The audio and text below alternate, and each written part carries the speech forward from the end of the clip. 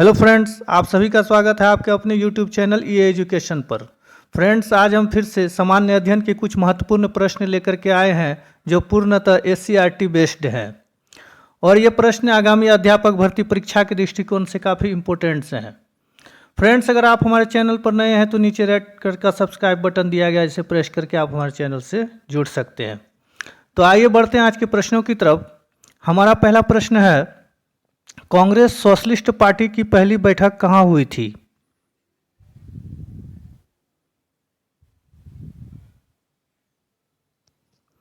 तो इस प्रश्न के 4 विकल्प दिए गए हैं। ऑप्शन ए दिल्ली में, ऑप्शन बी नासिक में, ऑप्शन सी पटना में, ऑप्शन डी भागलपुर में। तो इस प्रश्न का सही उत्तर है ऑप्शन सी पटना में। कांग्रेस सोशलिस्ट पार्टी की पहली बैठक पटना में हुई थी। कब हुई थी? 1934 ईस्वी में हुई थी।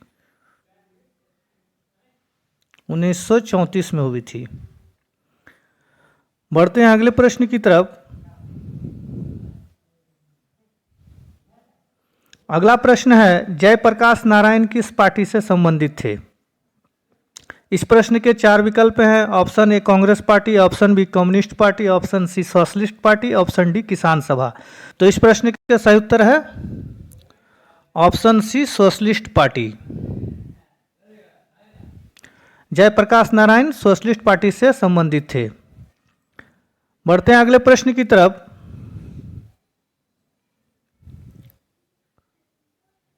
अगला प्रश्न है, जयप्रकाश नारायण किस आंदोलन से संबंधित थे?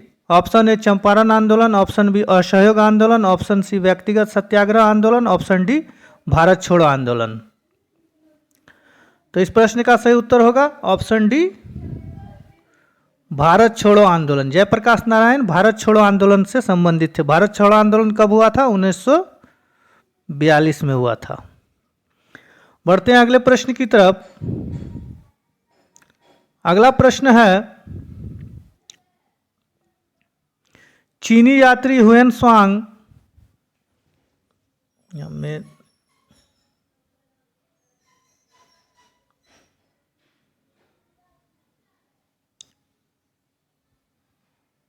नहीं होगा यहाँ पर। चीनी यात्री हुएन त्सांग ने किस विश्वविद्यालय में अध्ययन किया था? Option A Takshashila, option B Vikramashila, option C Magadh, option D Nalanda. तो इस प्रश्न का सही उत्तर होगा ऑप्शन डी नालंदा। चीनी यात्री हुएन त्सांग ने नालंदा विश्वविद्यालय में अध्ययन किया था। नालंदा विश्वविद्यालय की स्थापना किसने की थी? इसकी स्थापना की थी कुमारगुप्त ने।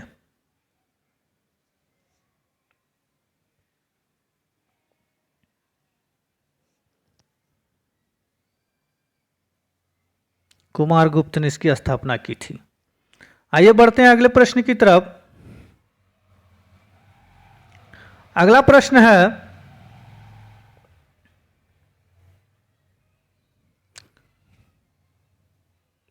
मौर्यकालीन पाटलिपुत्र नगर प्रशासन के संबंध में जानकारी का प्रमुख साधन है। Option A Mudrarakshasa, option B Indica, option C Arthashastra, option D Ashok के अभिलेख। तो इस प्रश्न का सही उत्तर होगा ऑप्शन बी इंडिका। मौर्यकालीन पाटलिपुत्र नगर प्रशासन के संबंध में जानकारी का प्रमुख स्रोत क्या है? इंडिका है। इंडिका के रचनाकार कौन है? मेगास्थनीज। मेगास्थनीज ने इंडिका की रचना की थी।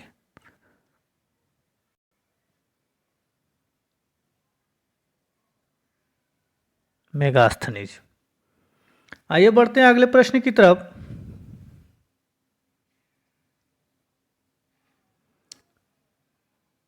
अगला प्रश्न है, बिहार आने वाला प्रथम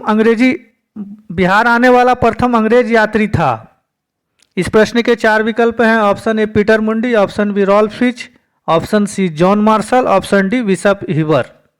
तो इस प्रश्न का सही उत्तर होगा option B Ralph Fitch. Bihar आने वाला प्रथम अंग्रेज यात्री कौन था? रॉल्फ फिच था। ये किसके समय में आया था? अकबर के समय में आया था।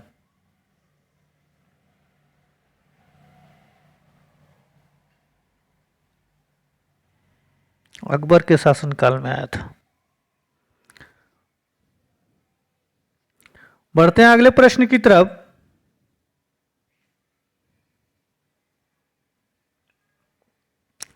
नालंदा विश्वविद्यालय किस लिए विश्व प्रसिद्ध था? ऑप्शन ए चिकित्सा विज्ञान, ऑप्शन बी तर्कशास्त्र, ऑप्शन सी बौद्ध धर्म दर्शन, ऑप्शन डी रसायन विज्ञान। तो इस प्रश्न का सही उत्तर है बौद्ध धर्म दर्शन। नालंदा विश्वविद्यालय बौद्ध धर्म दर्शन के लिए विश्व प्रसिद्ध था। बढ़ते हैं अगले प्रश्न की तरफ। बंगाल के किस नवाब ने मुंगेर को अपनी राजधानी बनाया था? Option A Alivardi Khan, option B Sirajuddaulah, option C Mir Jafar, option D Mir Qasim. तो इस प्रश्न का सही उत्तर होगा ऑप्शन डी मीर कासिम। मीर कासिम ने मुंगेर को अपनी राजधानी बनाया था।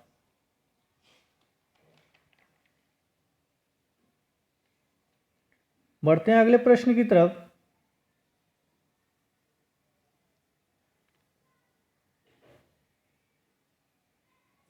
अगला प्रश्न है, निम्नलिखित किस देश की सीमा बिहार राज्य से जुड़ती है? तो इस प्रश्न के 4 विकल्प हैं। Option A Bhutan, option B Nepal, option C चीन, ऑप्शन डी बांग्लादेश। तो इस प्रश्न का सही उत्तर होगा ऑप्शन बी नेपाल। एकमात्र पड़ोसी देश नेपाल है जिसकी सीमा जो है बिहार राज्य से मिलती है। नेपाल जो है बिहार के उत्तर में स्थित है। आइए बढ़ते हैं अगले प्रश्न की तरफ।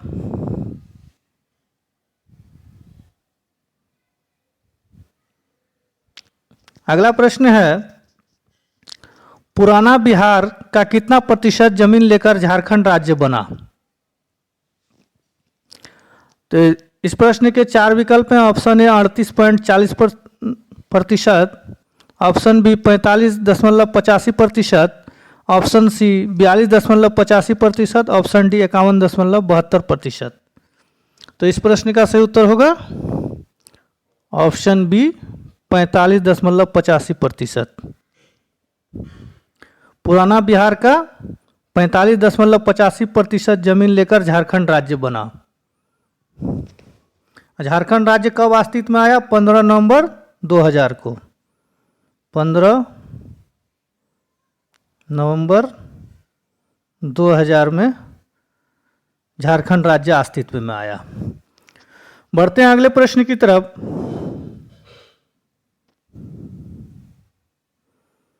अगला प्रश्न है, चंद्रगुप्त मौर्य के गुरु थे? Option A Chanakya, option B Parashar, option C Kanad, option D Vatsyayan. Chandragupta Maurya के गुरु कौन थे? तो इस प्रश्न का सही उत्तर होगा ऑप्शन ए चाणक्य। चंद्रगुप्त मौर्य के गुरु थे चाणक्य। चाणक्य का दूसरा नाम कौटिल्य, कौटिल्य के नाम से भी जाना जाता है और इसको विष्णुगुप्त के नाम से भी जाना जाता है। विष्णुगुप्त। चाणक्य को कौटिल्य और विष्णुगुप्त के नाम से भी जाना जाता है। और चाणक्य ने एक पुस्तक लिखी थी जिसका नाम था अर्थशास्त्र। अर्थशास्त्र नामक पुस्तक लिखी थी।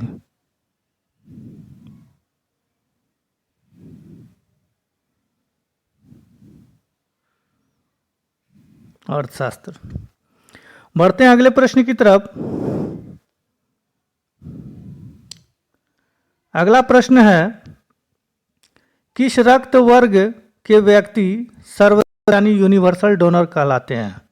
तो इस प्रश्न के 4 विकल्प हैं। Option A B, option B A, option C O, option D B. तो इस प्रश्न का सही उत्तर होगा option C O. O blood group के व्यक्ति जो होते हैं वो क्या कहलाते हैं? यूनिवर्सल डोनर, सार्वदाता। बढ़ते हैं अगले प्रश्न की तरफ। अगला प्रश्न है, इनमें से कौन सा रोग मच्छरों से होने वाला रोग नहीं है? ऑप्शन ए डेंगू बुखार, option B malaria, option C filariasis, option D घेंगा। तो ऊपर के तीनों जो डेंगू बुखार, मलेरिया और फाइलरेसिस जो है, ये तीनों मच्छर के द्वारा फैलता है। लेकिन ये जो ऑप्शन डी है हमारा घेंगा रोग, ये आयोडीन की कमी के कारण होता है।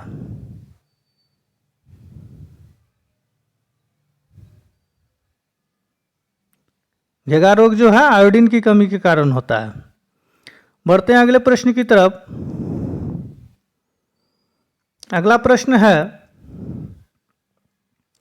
हरिजन सेवा संघ महात्मा गांधी के द्वारा किस वर्ष गठित किया गया था?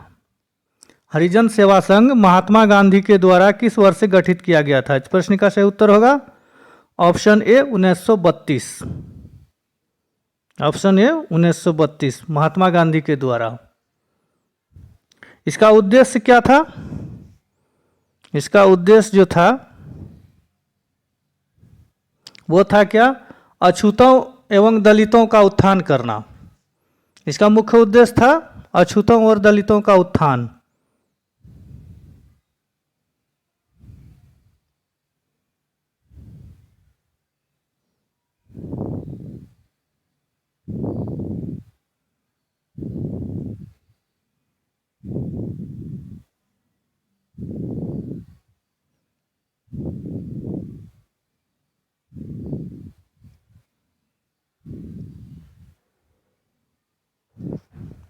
बढ़ते हैं अगले प्रश्न की तरफ।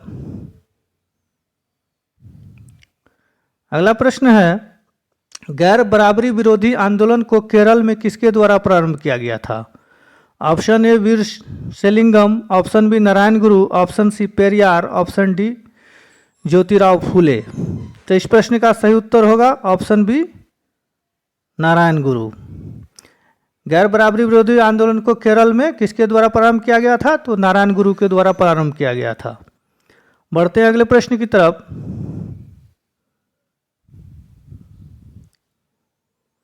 अगला प्रश्न है, बाबा भीमराव अंबेडकर के द्वारा किस वर्ष बहिष्कृत हितकारिणी सभा की स्थापना हुई?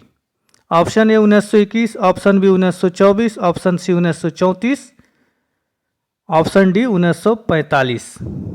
तो इस प्रश्न का सही उत्तर होगा ऑप्शन बी 1924। भीमराव अंबेडकर के द्वारा 1924 में बहिष्कृत हितकारिणी सभा की स्थापना हुई। बढ़ते हैं अगले प्रश्न की तरफ। अगला प्रश्न है, बाल विवाह निषेध अधिनियम किस वर्ष पारित हुआ? बाल विवाह निषेध अधिनियम किस वर्ष पारित हुआ? Option A 1926, option B 1927, option C 1928, option D 1929। तो इस प्रश्न का सही उत्तर होगा ऑप्शन डी 1929। बाल विवाह निषेध अधिनियम 1929 में पारित हुआ। इस कानून के अनुसार लड़कों की उम्र 18 वर्ष और लड़कियों की उम्र 16 वर्ष। मतलब लड़कों की शादी जो है 18 साल से कम की उम्र में नहीं हो सकती और लड़कियों की 16 साल से कम की उम्र में नहीं हो सकती। बाद में यह आयु बढ़ा करके लड़कों के लिए 21 साल और लड़कियों के लिए 18 साल किया गया। जो कानून जो बना था उस समय लड़का के लिए 18 वर्ष, लड़की के लिए था 16 वर्ष। मतलब कि 18 साल से कम उम्र के लड़के की शादी नहीं हो सकती और 16 साल से कम उम्र की लड़की की शादी नहीं हो सकती। बाद में इसको बढ़ा करके लड़का के लिए 21 वर्ष किया गया और लड़की के लिए 18 वर्ष किया गया। बढ़ते हैं अगले प्रश्न की तरफ। अगला प्रश्न है, कानून के द्वारा सती प्रथा का अंत कब हुआ? Option A 1826, option B 1827, option C 1828, option D 1829। तो इस प्रश्न का सही उत्तर होगा ऑप्शन डी 1829। सती प्रथा का अंत कब हुआ? 1829 में हुआ।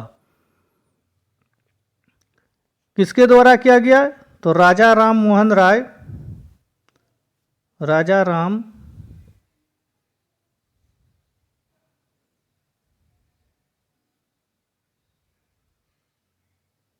मोहन राय के अनुरोध पर, राजा राम मोहन राय के अनुरोध पर lord William Bentinck,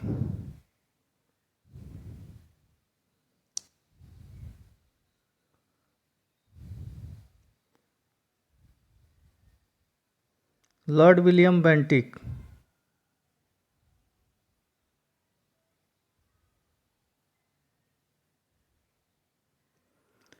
Raja Ram Mohan Roy के अनुरोध पर लॉर्ड विलियम बेंटिक ने कानून बनाकर सती प्रथा का अंत किया। समाज सुधार के क्षेत्र में राजा राम मोहन राय की यह बहुत बड़ी उपलब्धि थी। तो आइए बढ़ते हैं अगले प्रश्न की तरफ। अगला प्रश्न है, झारखंड राज्य किस राज्य के विभाजन के परिणाम स्वरूप बना था? Option A Bihar, option B Uttar Pradesh, option C Madhya Pradesh, option D Paschim Bengal. तो इस प्रश्न का सही उत्तर है ऑप्शन ए बिहार। झारखंड राज्य किस राज्य के विभाजन के परिणाम स्वरूप बना था? तो बिहार राज्य से झारखंड राज्य बना था। कब बना था? 15 नवंबर 2000 में, 15 नवंबर 2000 में।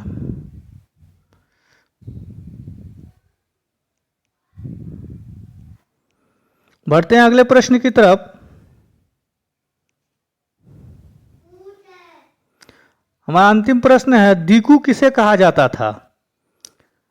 ऑप्शन ए अंग्रेज, ऑप्शन बी महाजन, ऑप्शन सी गैर आदिवासी, ऑप्शन डी आदिवासी। तो इस प्रश्न का सही उत्तर होगा ऑप्शन बी महाजन।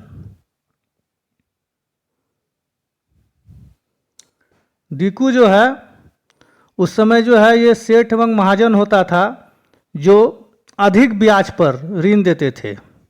जो क्या करते थे? अधिक ब्याज पर ऋण देते थे, अधिक ब्याज पर, अधिक ब्याज पर ऋण देते थे और आदिवासियों का शोषण करते थे। वो क्या कहलाते थे? दीकू कहलाते थे। शोषण क्या करते थे? आदिवासियों